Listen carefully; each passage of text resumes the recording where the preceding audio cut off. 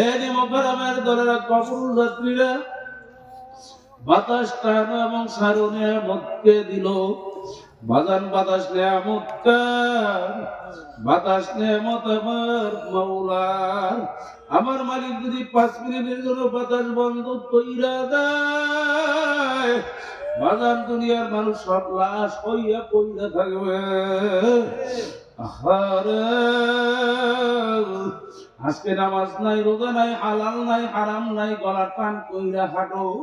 হে বাজান বেনামাজি আমার বাজারের একটু নিরিবিলি চক্ষু দুইটা বন্ধ করো, মনকে ভালো করে বুঝো, তারপর দেখো একটু তওবা করতে পারো কিনা।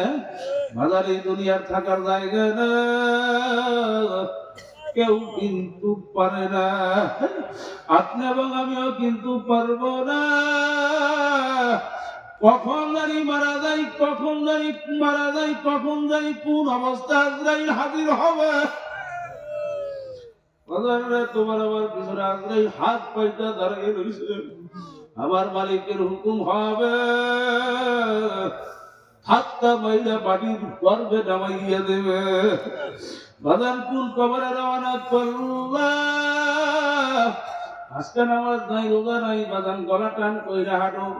টাকার গরম, ক্ষমতার গরম, দলের গরম, বংশের গরম। হারে নামাজ নাই, আবার গলা টান করে মোটা গলায় কথা বলো। আরে বড় বড় কথা বলো বাজার। ওর মতো বেনামাজিকে কিন্তু কুত্তাও দেখতে চায় না। বাজার আমার উপর রাগ করিস না, আমি কিতাবের ভিতরে পড়ছি, আল্লামা গাজ্জালী রাহমাতুল্লাহ আলাইহি লেখেন, বেনামাজিকে কুকুরও দেখতে পারে না। কেমন মানুষ কইছ বাজারে কুরনামাজ সানসা। আরে শুয়োর পর্যন্ত বেনামাজির চেহারায় থুতু নিক্ষেপ করে। বাজার আমার উপর রাগ কইল না, কিন্তু আমি বলি রে, কোন মোল্লা বলদি বলে না। আল্লামা গাজ্জালী রাহমাতুল্লাহ আলাইহি লেখেন, তোমার আমার বাড়ির একটা কুকুর আহারে সকালবেলা ভোরবেলা বাড়িতে শুকরিয়া আদায় করে।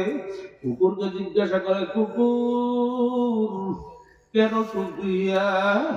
কুকুর ডাক দিয়ে বলে, মালিক আমি কুকুর হইতে পারি, কিন্তু আমি এই জন্য শুকরিয়া আদায় করি মালিক, আপনি আমাকে কুকুর বানাইছেন, কোনো দুঃখ নাই, কিন্তু আমাকে যে মানুষ আদর করে বাড়ি পাহারা দেওয়ার জন্য রাখেন,